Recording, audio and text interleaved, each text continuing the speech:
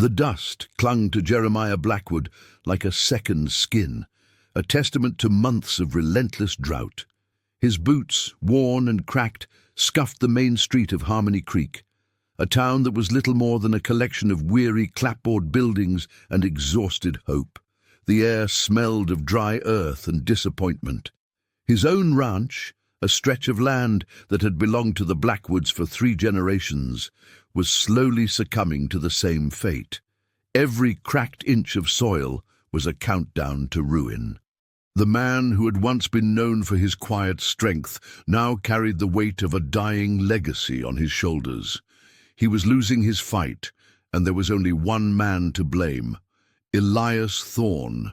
Thorne, a man whose ambition was as vast as the western sky and as cold as a January blizzard, had been buying up surrounding properties for years. He'd offered Jem a pittance for his land, a mocking gesture that Jeremiah had rejected with a single, firm shake of his head. But now Thorne had something Jeremiah needed: water rights, and Thorne wasn't selling. The only way to get them was to buy a smaller, neighboring parcel of land Thorne had just acquired, which was about to go up for auction. A small, insignificant plot of land that was the last possession of the Vance family. Jeremiah stopped in front of a small, sun-bleached mercantile. Inside, a young woman with a face smudged with soot and eyes that held a quiet storm of worry was haggling with the shopkeeper over a sack of flour. Her dress was simple, patched in a dozen places, but she held herself with a dignity that spoke of a strength forged by hardship. This was Ilara Vance, and she was his last resort. He waited for her to leave, watching from the shadows of the porch. When she stepped out, her shoulders slumped in defeat. He approached her. She looked at him, her eyes widening slightly in a mix of surprise and apprehension. "Miss Vance," he said, his voice as dry and unyielding as the landscape around them. "Mr. Blackwood," she replied, her voice soft but steady. He wasted no time on pleasantries. "I understand your family is facing hard times." She flinched, a flicker of pain crossing her face. "We all are, Mr. Blackwood." "I have a proposition for you," he said, his gaze fixed on her. "A business proposition." Ilara's brow furrowed. "I don't follow." "Your family's land," he said, getting straight to the point. "It's your dowry. It's been appraised at a value that could cover a significant loan. I need that land to get the water rights Thorne is holding. I'll make you an offer. You marry me, I pay your family's debts, and they come live on my ranch under my name. We get the water rights, they get a place to live, and I save my ranch." Ilara's breath hitched. She stared at him, her quiet reserve momentarily shattered. "Marry you?" she whispered, as if the words themselves were foreign. "For business," he said, his tone colder than a winter wind. "It's a transaction, a simple, clean arrangement. Nothing more." She looked away, her eyes scanning the dusty street as if searching for an escape. He gave her none. The world had cornered both of them, and this was the only way out for either of them. The choice was hers. He wasn't a charming suitor offering a hopeful future. He was a man offering a deal forged in desperation, a transaction built on mutual need, with the promise of nothing but a name and a roof over her head. The silence stretched between them, thick with the unsaid weight of their lives, and the truth of what he was offering was stark and unforgiving. The weight of Jeremiah Blackwood's proposal settled on Ilara like a physical burden. She returned to her family's small cabin on the outskirts of Harmony Creek, the sack of flour feeling impossibly heavy in her arms. Her father, Thomas Vance, was carving a small horse out of a block of wood, his hands trembling slightly with age and the strain of their hardship. Her younger sister, Sadie, was mending a blanket, her face pale with hunger. Their home, once filled with laughter and simple joys, now held a palpable tension, a quiet fear that gnawed at their very souls. She told them what Blackwood had offered, her voice low and hesitant, as if speaking the words would make the unthinkable real. Thomas Vance stopped carving. His eyes, usually gentle and full of kindness, were now clouded with a mix of anger and shame. He had failed to provide for his family, and now his eldest daughter was being asked to sacrifice her future for their survival. "Absolutely not," he said, his voice firm, though it cracked at the end. "I will not sell you off like a piece of property." "It's not like that, Father," Ilara said, though she knew in her heart it was exactly that. "He said it was a business arrangement. He needs our land for the water rights. We need a way out of this. We owe money to the bank, and with Elias Thorne buying everything, we won't have a place to go." Sadie looked at Ilara, her eyes wide. "You would marry him, Ilara? You don't even know him." "I know what I see," Ilara said, her gaze fixed on the worn floorboards. "He is a man fighting for his land. He is not a kind man, but he is a desperate man, and desperation, for him, seems to be a matter of pride. For us, it is a matter of survival." She took a deep breath, the dust of the outside world still in her lungs. "He promised we would be safe, that we would have a home on his ranch. He said his name would protect us from Thorne." Thomas looked at her, truly looked at her. He saw the quiet resolve in her eyes, the same strength that had helped them through the lean years. He saw a daughter willing to sacrifice her own hopes for the people she loved. He had no other choice to give her. The thought of losing her was unbearable, but the thought of seeing his family starve was even worse. He saw the cold, hard logic in Blackwood's proposal and the complete absence of any alternative. "I will do it," Ilara said before her father could answer. "I will marry him. We will be safe, and we will have a new beginning, even if it is not the one we imagined." The next day, she rode back into town, a sense of grim determination hardening her features. She found Jeremiah Blackwood near the Mercantile, his silhouette against the harsh sun. He was speaking with one of his ranch hands, his gestures sharp and economical. When he saw her approach, he dismissed the man with a curt nod and turned to face her. "I accept your proposal," she said, her voice clear and unwavering. "I will marry you. We will set a date for next week." He didn't smile. He didn't offer a hand or a word of gratitude. He simply nodded, as if the transaction was complete, and a new set of instructions was now required.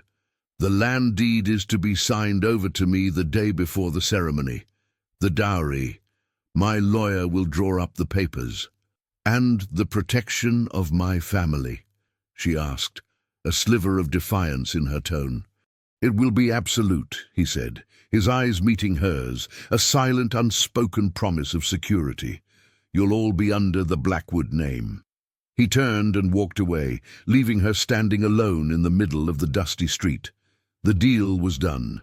Her life, as she had known it, was over, and the journey into her new, unchosen path had just begun.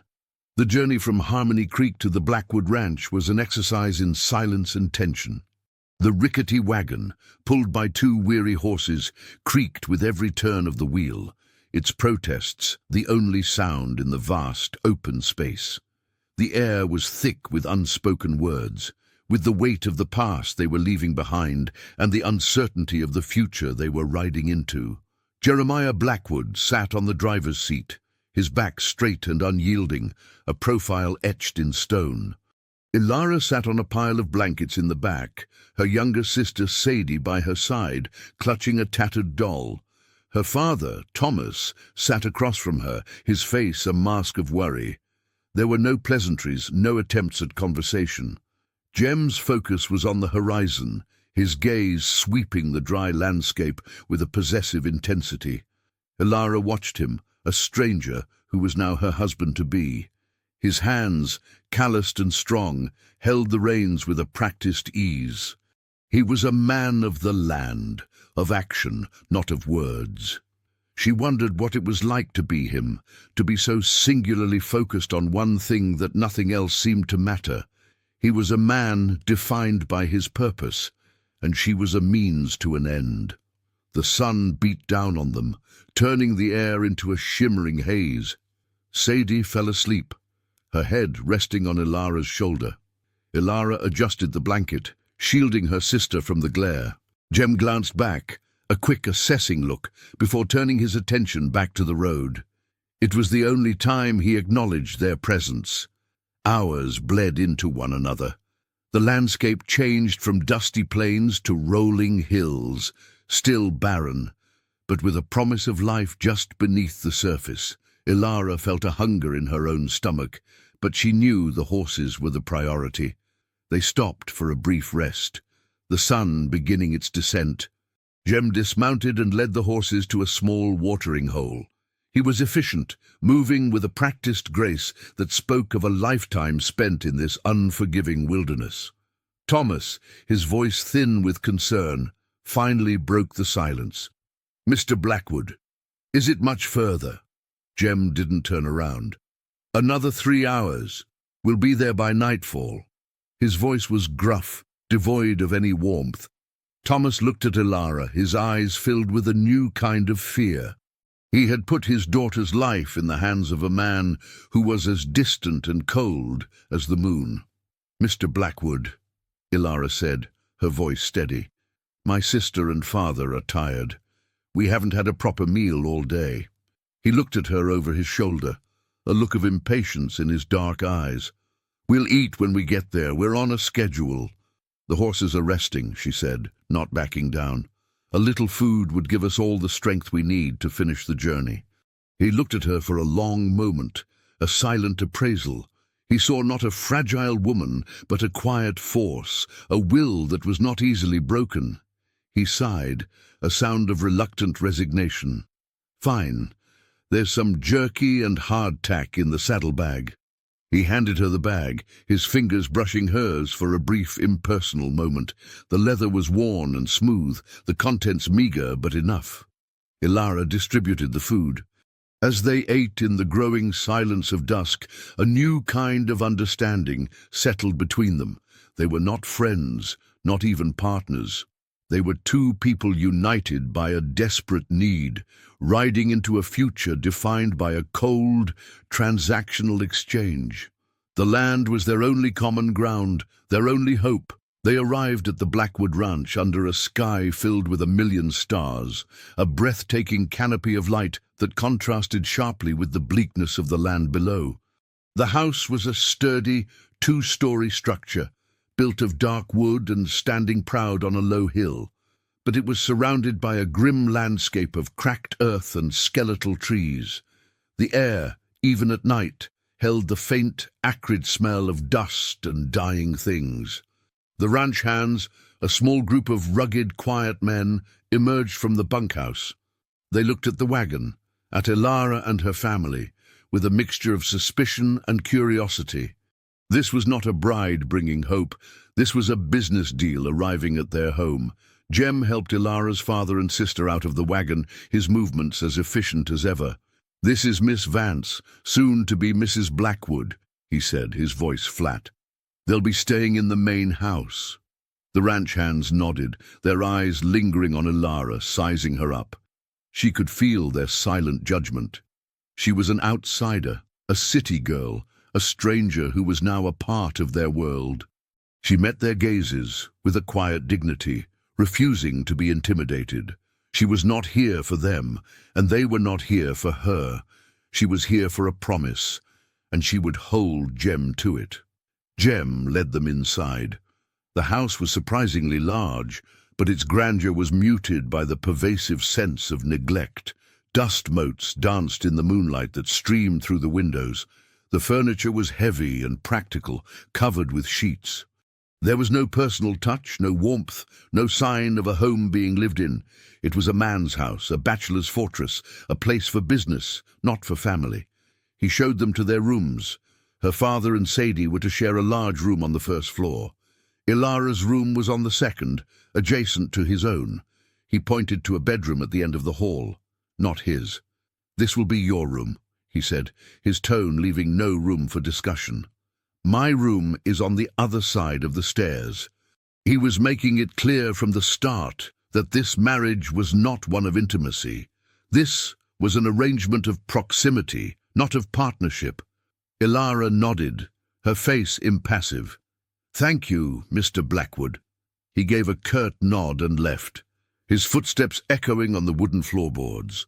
Ilara and her family unpacked their meager belongings. Sadie was wide-eyed, overwhelmed by the size of the house, but a part of her was frightened by the coldness of it all. Later that night, unable to sleep, Ilara wandered through the house, a lantern in her hand. She felt like a trespasser in a silent museum. She found herself in the parlor, a large room with a fireplace so dark it seemed to absorb the light. On a mantelpiece, half hidden behind a large vase, she saw a small framed photograph. It was of a young boy with a mischievous grin, his arm around a woman with kind eyes. Jem, and his mother. The boy in the photograph was filled with a life and joy that was completely absent in the man she knew. She saw a flicker of the person he must have been before the land had taken its toll, before the drought, before Thorn. The photograph showed a boy who knew how to smile, a boy who knew how to love. The image was a poignant reminder of what had been lost. The wedding was as cold and unceremonious as the proposal itself. It took place on a Tuesday morning in the main parlor of the Blackwood Ranch house. There was no music, no flowers, no guests to speak of, save for the few grim-faced ranch hands and a traveling preacher who had been paid a small sum to perform the service. Ilara wore a simple patched dress, the best she had, and held a single wild flower she had plucked from the sparse grass near the house. It was a small rebellion, a whisper of life and hope in a place where both were scarce. Jeremiah stood waiting for her, dressed in a clean shirt and a worn vest. His expression was a blank slate, betraying no emotion. He looked at her, and she could feel his gaze, not of admiration, but of calculation. She was a necessary component of his plan, a means to an end. Her dowry was a signature away from being his, and the water rights were a step closer to his grasp. The preacher began to speak, his words echoing in the vast empty room. "Dearly beloved, we are gathered here today to witness the union of this man and this woman." His voice was a monotone drone, going through the motions. Ilara stood next to Jeremiah, her hands clasped tightly, her knuckles white. She could feel the stares of the ranch hands, their silent curiosity. She knew they were wondering if she was worth the sacrifice. When it came time for the vows, the preacher looked at them expectantly. Jem's voice was as flat as the land outside. "I, Jeremiah Blackwood, take you, Ilara Vance, to be my lawfully wedded wife, to have and to hold from this day forward." He didn't mention the sickness or the health, the rich or the poor. This was not a vow of eternal love. It was a contract. When it was her turn, Ilara's voice was a little shaky, but she held her head high. "I, Ilara Vance, take you, Jeremiah Blackwood, to be my lawfully wedded husband, to have and to hold from this day forward." She added no more. She could not pretend to love a man she barely knew. The preacher pronounced them man and wife. Jeremiah didn't kiss her. He simply nodded and said, "The papers are ready to be signed, preacher." The preacher, used to such a quick and emotionless affair in the West, simply gave a sigh and reached into his satchel. The marriage license and the land deeds were signed in the same breath. The transaction was complete. Ilara Vance was now Ilara Blackwood. Afterward, there was no celebration. No cake, no toasts. They simply moved to the dining room, where a simple meal of salted pork and beans was served. The ranch hands ate in silence, their eyes darting between their new boss and his new wife. Ilara felt like a ghost at her own wedding dinner. Jeremiah ate quickly, his mind already on the next task, the next problem to solve. He was a man with a goal, and he had just completed a crucial step. Later that evening, as the sun set in a blaze of orange and purple, Ilara stood on the porch, watching the sky. The beauty of the sunset was a stark contrast to the coldness in her heart. She heard a door open behind her. It was Jeremiah. He didn't say anything. He just stood there, his hands on his hips, looking at the land as if it were a battlefield. "The deed is signed," she said, breaking the silence. "The land is yours." He didn't look at her. "I know." "So what happens now?" she asked, her voice barely a whisper. He finally turned to face her, his expression as cold as the coming night. "Now," he said, his eyes hard and unyielding, "the work begins. We have a ranch to save. That's what this marriage is for." The first week of her marriage to Jeremiah Blackwood was a strange and lonely existence. Ilara felt like a ghost in her own home, a silent observer of a life that was not hers. Jeremiah was a man of strict routine. He was up before dawn, gone before the sun rose high in the sky, and returned long after it had set. He ate his meals in silence, his eyes fixed on some distant horizon, his mind preoccupied with the endless tasks of a failing ranch. He would speak to the ranch hands, giving curt orders, but his conversations with her were non-existent. She tried to find a purpose, a way to contribute. She cleaned the house, which was dusty and neglected, and she organized the pantry, which was nearly empty. She tended to her father and Sadie, who were slowly adjusting to their new, strange lives. Thomas spent his days carving small animals from stray pieces of wood, a quiet comfort in the midst of a silent storm. Sadie would follow Ilara around like a little shadow, her eyes wide with curiosity and apprehension. Ilara knew she had to find a way to break the ice, to find some common ground. One evening, after a particularly long and silent dinner, she saw Jem heading to his study. She followed him, her heart pounding in her chest. The study was as utilitarian as the rest of the house, filled with ledgers and maps. A large map of the ranch was spread out on his desk, covered in lines and notes. "Mr. Blackwood," she said, her voice soft. He didn't look up. "It's Jeremiah now, Mrs. Blackwood. We're married after all." The sarcasm in his tone was sharp and unyielding. "Jeremiah," she repeated, the name feeling foreign on her tongue. I wanted to understand what we're up against, the ranch. I want to help." He finally looked up, his eyes filled with a weary skepticism. "Help? You don't know the first thing about ranching. This is not a woman's work." "No," she said, her chin lifting slightly. "But it is my home now, and I want to know how I can contribute. You told me it was a partnership, a business arrangement. A business works best when everyone is invested." He stared at her for a long moment, as if seeing her for the first time.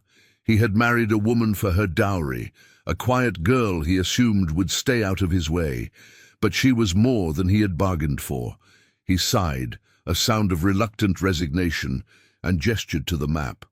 "Thorn holds the water rights to the creek that runs along the north side of the property," he said, his voice dropping to a low rumble.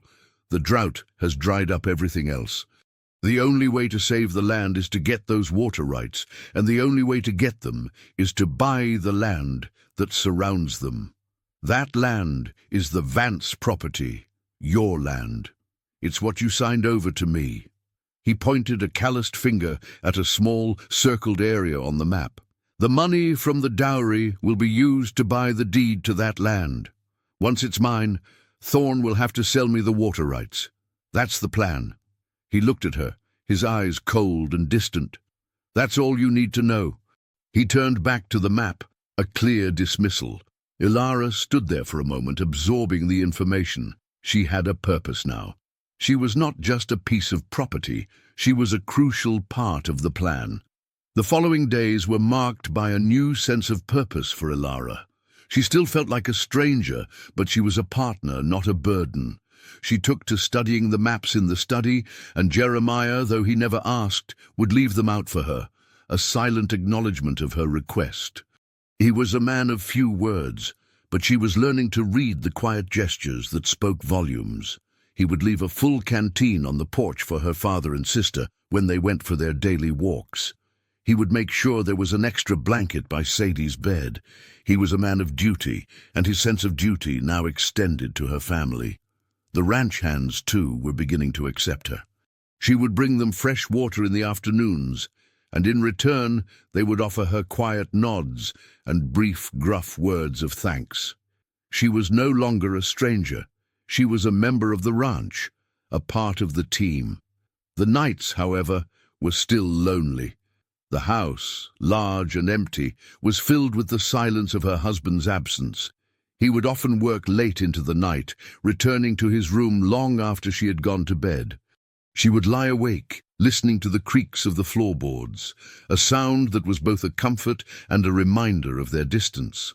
One night, the silence was shattered by the distant sound of gunfire.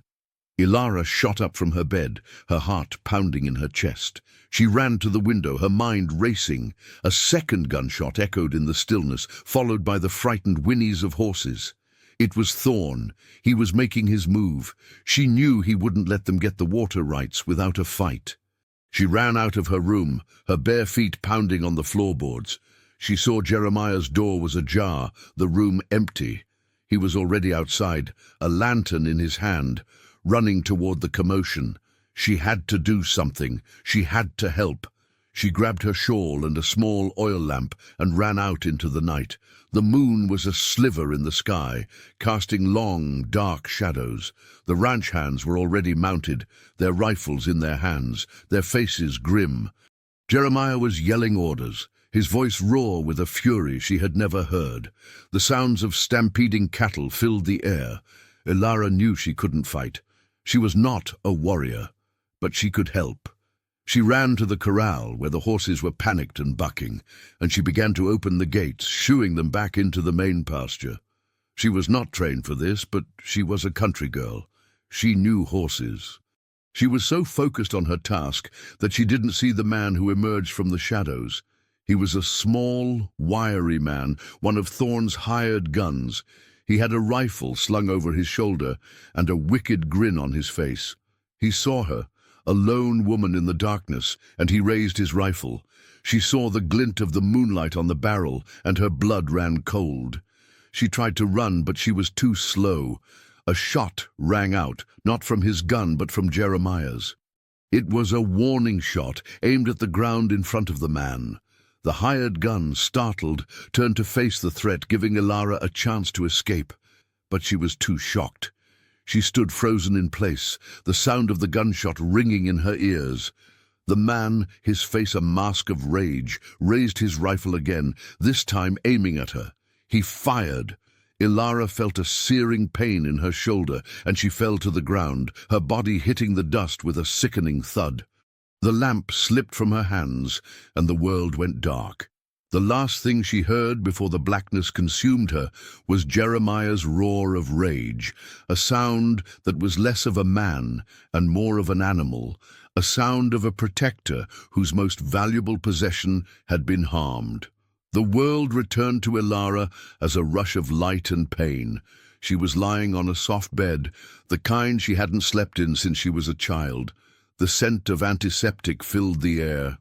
She tried to sit up, but a sharp, burning pain in her shoulder forced her back down. She was in a room in the main house, a room she didn't recognize. The windows were open, and the faint light of dawn was just beginning to touch the horizon. A figure was sitting in a chair by her bed, his head in his hands. It was Jeremiah. She watched him for a long moment, a ghost of a figure in the dim light. His posture was one of exhaustion and defeat. He was not the man she had come to know, the man of iron will and unshakable purpose. This was a man who was broken, a man who had been pushed to his limit. He looked up, his eyes meeting hers. They were filled with a raw, unvarnished fear she had never seen before. "You idiot," he said, his voice a low, pained whisper. "What were you thinking running out there like that?" I was trying to help," she said, her voice weak. He shook his head, a gesture of exasperated disbelief. "Help? You could have been killed." He stood up, his movements stiff and weary. He walked to the window and looked out at the land, at the ranch that had almost cost her life. "This is my burden, Ilara, not yours. I married you to save my land, not to put you in danger." "It's our land now," she said, her voice gaining strength, "and I am your wife. What happens to this ranch affects me, affects my family. I am a part of this now, Jeremiah, whether you like it or not." He turned, his eyes full of a new kind of light, not of anger, but of a quiet, dawning realization. Thorne did this, he said, his voice filled with a cold, simmering rage. He knew you were important to me. He knew I'd be in the field and he'd have a clear shot at you. He was trying to hurt me. He was trying to show me he can take everything from me.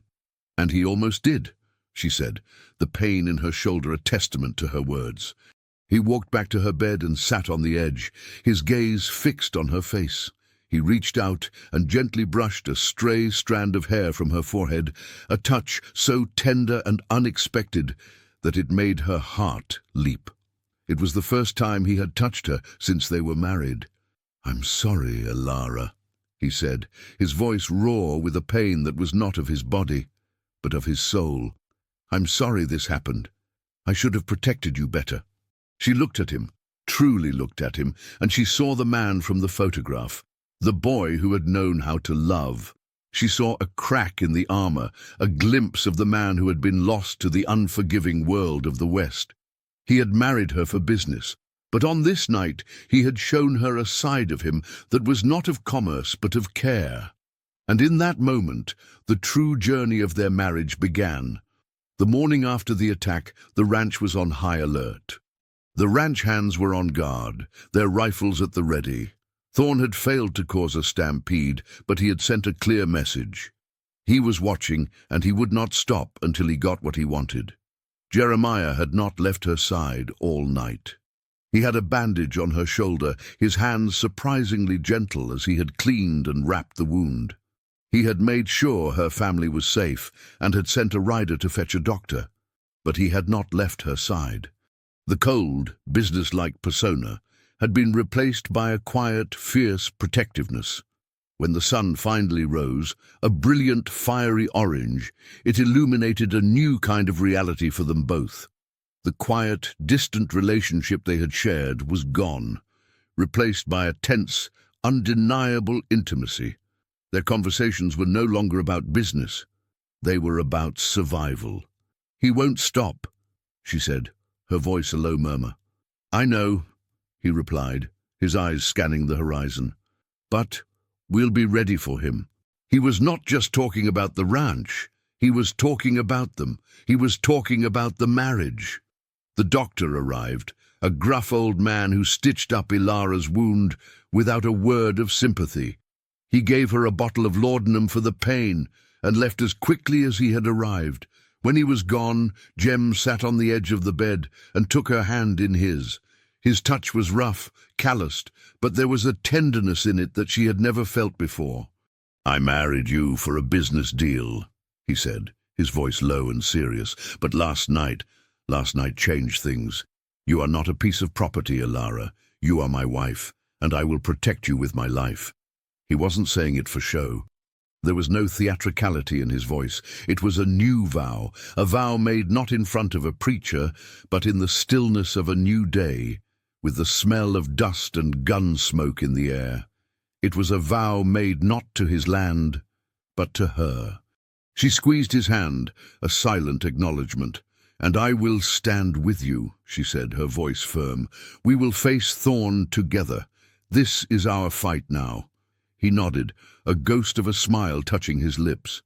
It was a smile of grim determination, but it was a smile nonetheless. The cold, impenetrable fortress he had built around himself had a crack in it.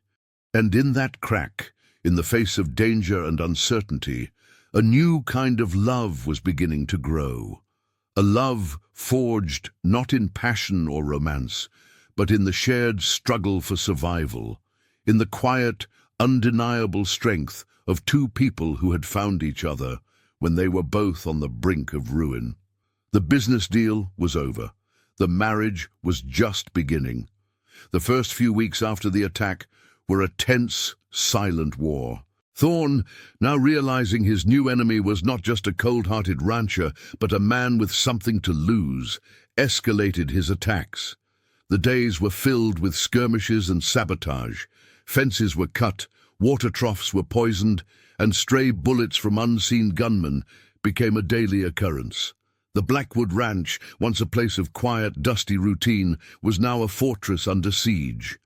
Jeremiah and Ilara worked as one, their communication a silent language of glances and gestures.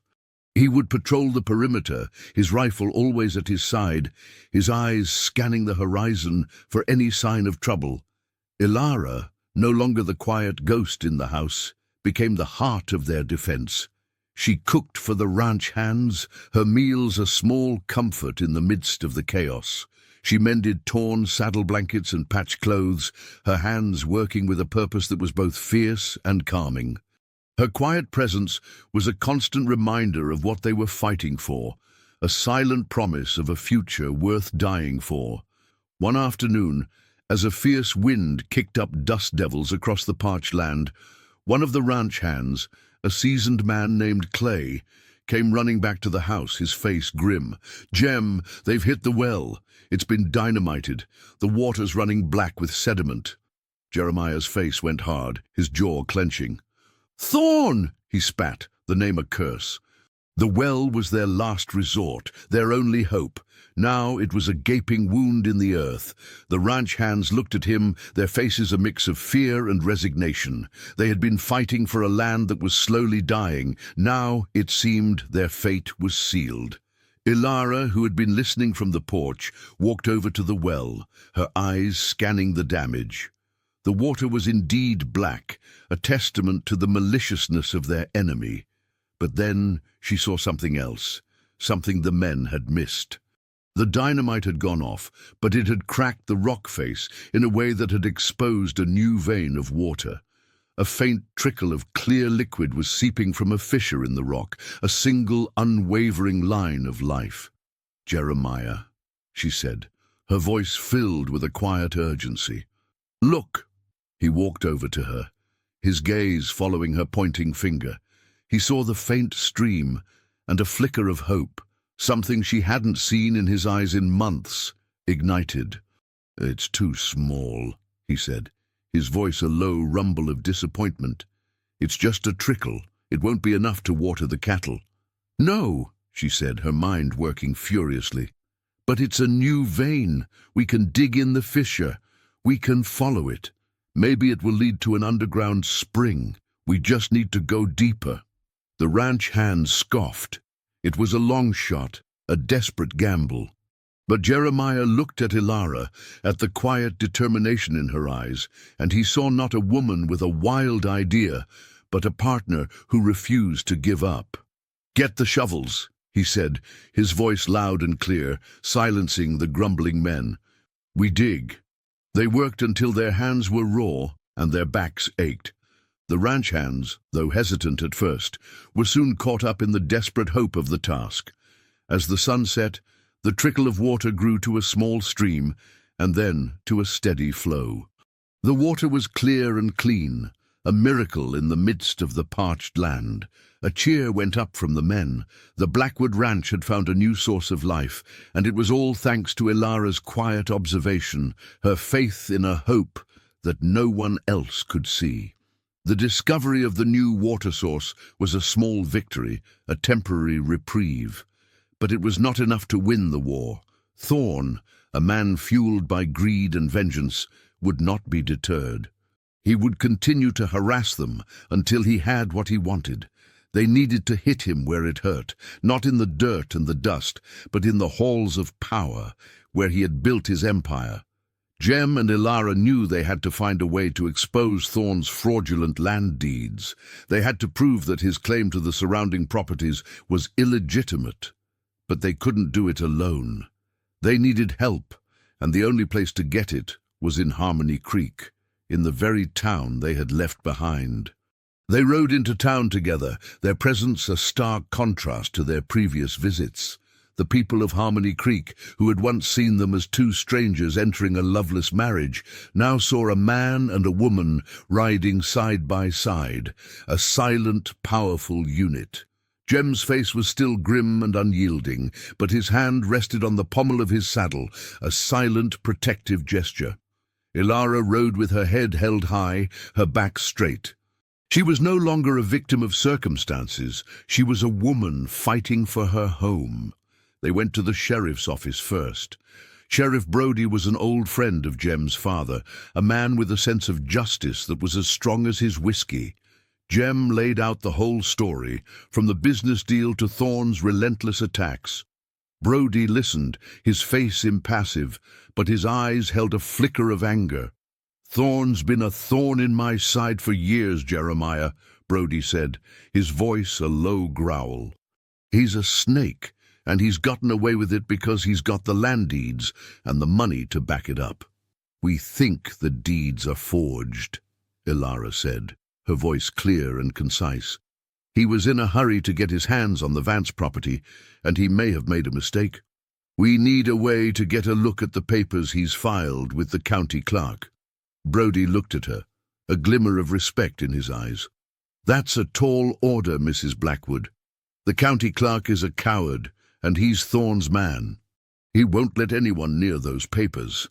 "Then we have to get them without his permission," Jem said, his voice filled with a dangerous edge. Brody sighed, running a hand through his grey hair. "It's a long shot, but I have a plan. The county clerk has a mistress who lives on the north side of town. He spends every Tuesday afternoon with her. That's our window."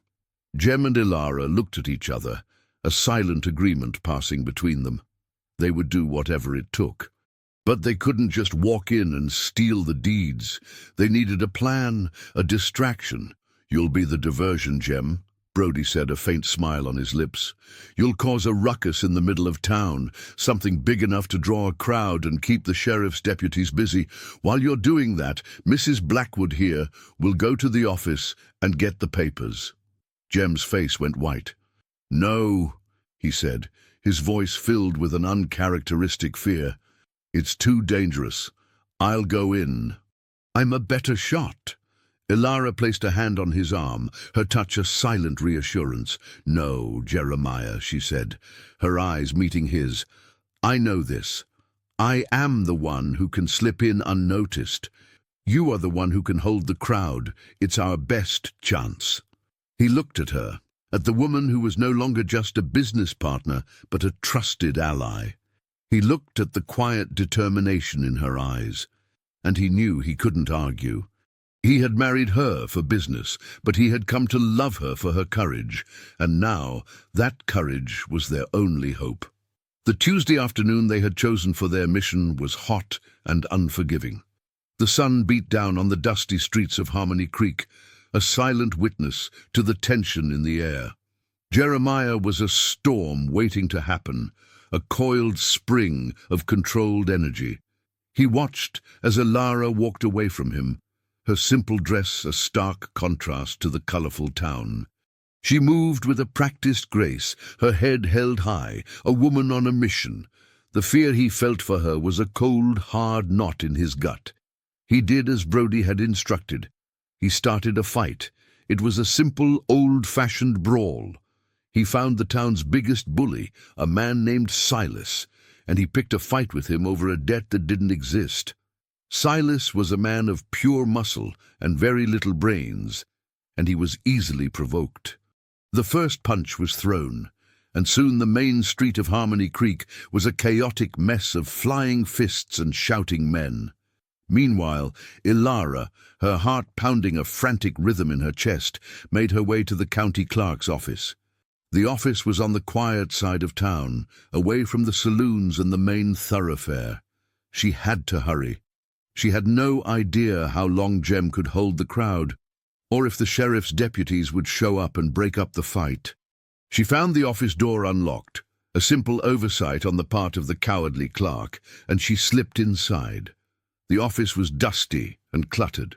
Boxes of documents were stacked high against the walls.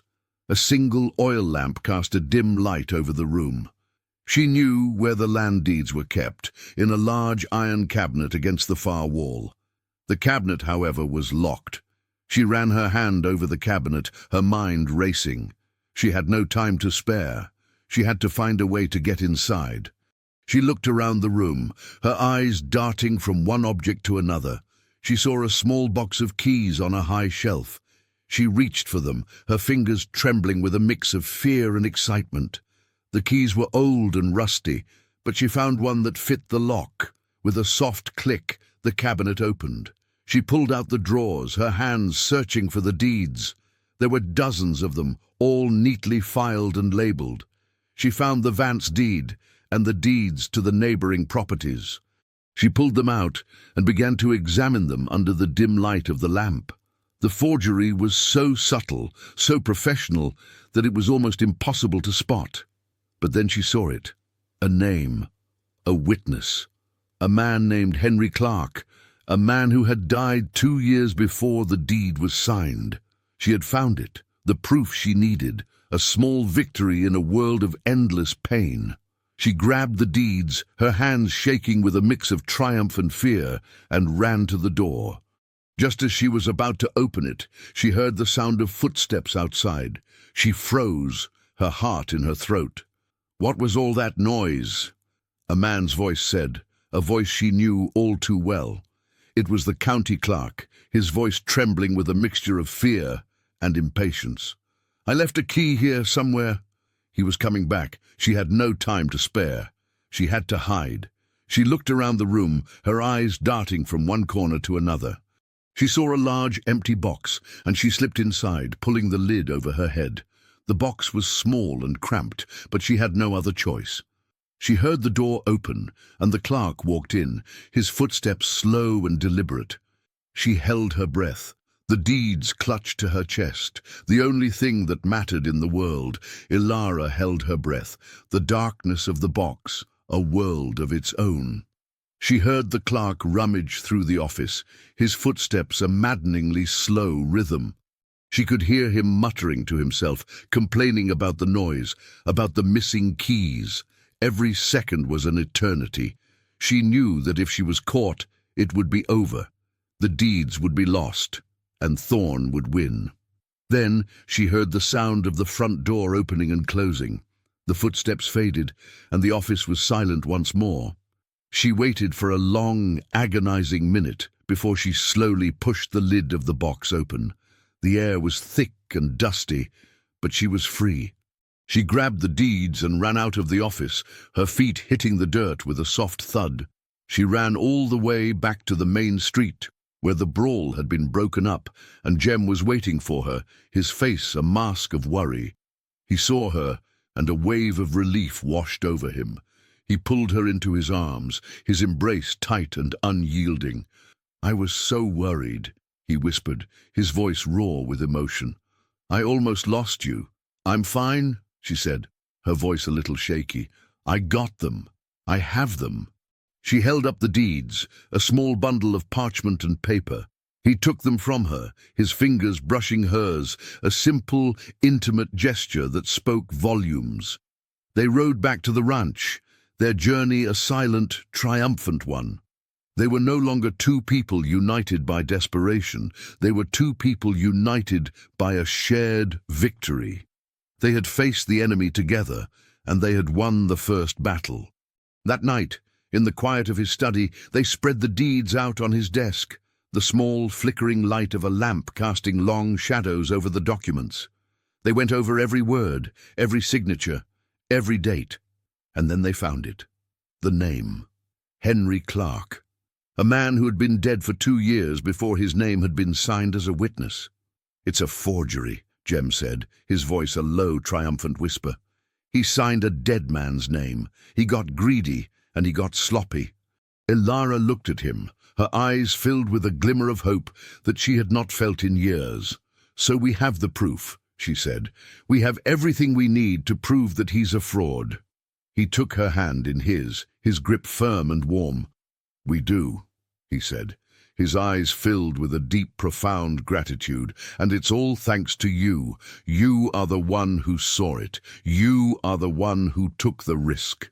She leaned her head against his shoulder, her heart filled with a kind of joy she had never known. The business deal was over. The marriage was not.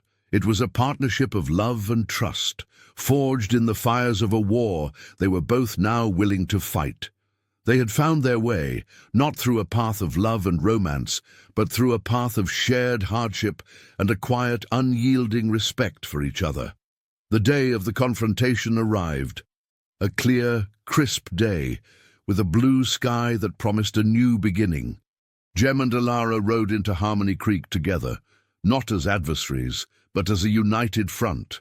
The ranch hands were with them, their rifles at the ready. They were a force to be reckoned with, a small army of determined men, and a single courageous woman. They found Thorn in the main street, surrounded by his men, his face a mask of smug arrogance. He saw Jem and Alara, and a sneer twisted his lips. "Well, well, if it isn't the Blackwoods," he said, his voice filled with a mocking taunt. "Come to surrender? I told you, Jeremiah, you can't fight fate. This land is mine." Jem dismounted, his face a stone mask of controlled fury. "The only thing you own, Thorn, is a set of lies and a pile of fraudulent deeds," he said, his voice low and dangerous. Thorn laughed, a high mocking sound that grated on their nerves.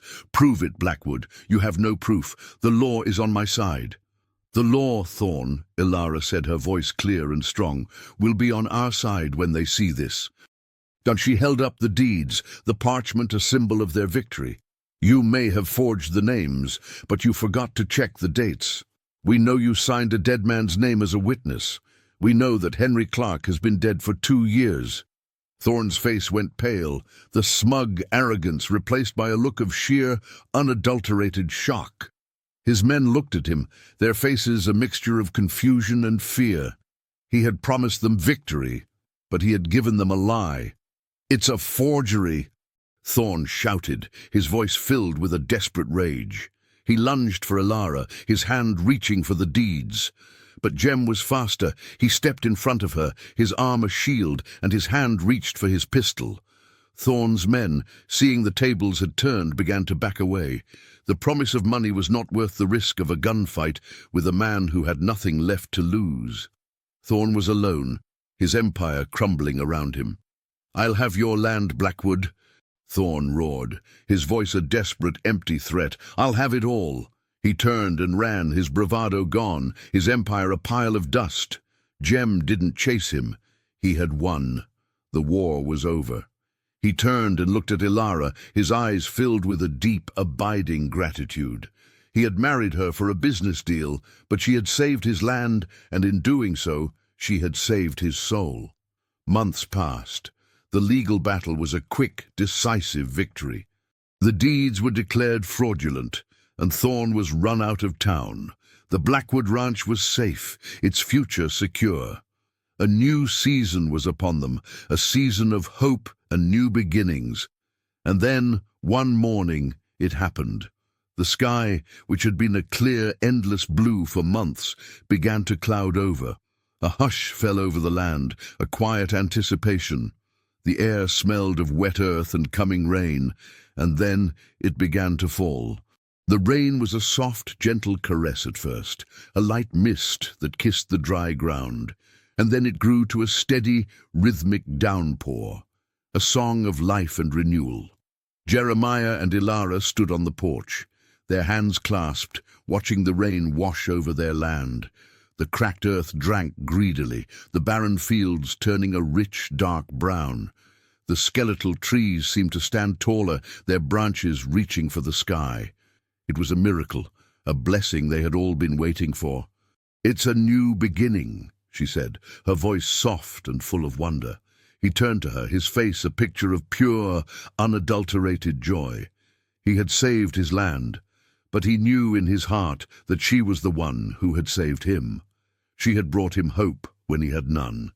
She had shown him that he was more than a man fighting for dirt and dust.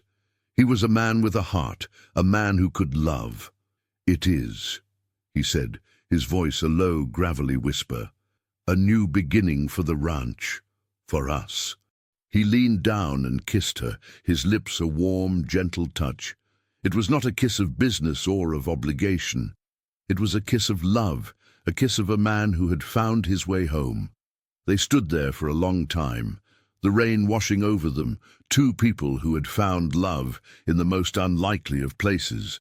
They had started with a business deal and a promise of nothing, but they had ended with a partnership of a lifetime, a love forged in the fires of a war they had won together. Their story was not a fairy tale, but a love story as real and as true as the American West. A love story of a man who found his soul, and a woman who found her home, in a place where both were thought to be lost. The sun set in a blaze of orange and purple, a silent promise of a new day, a new life, and a new horizon.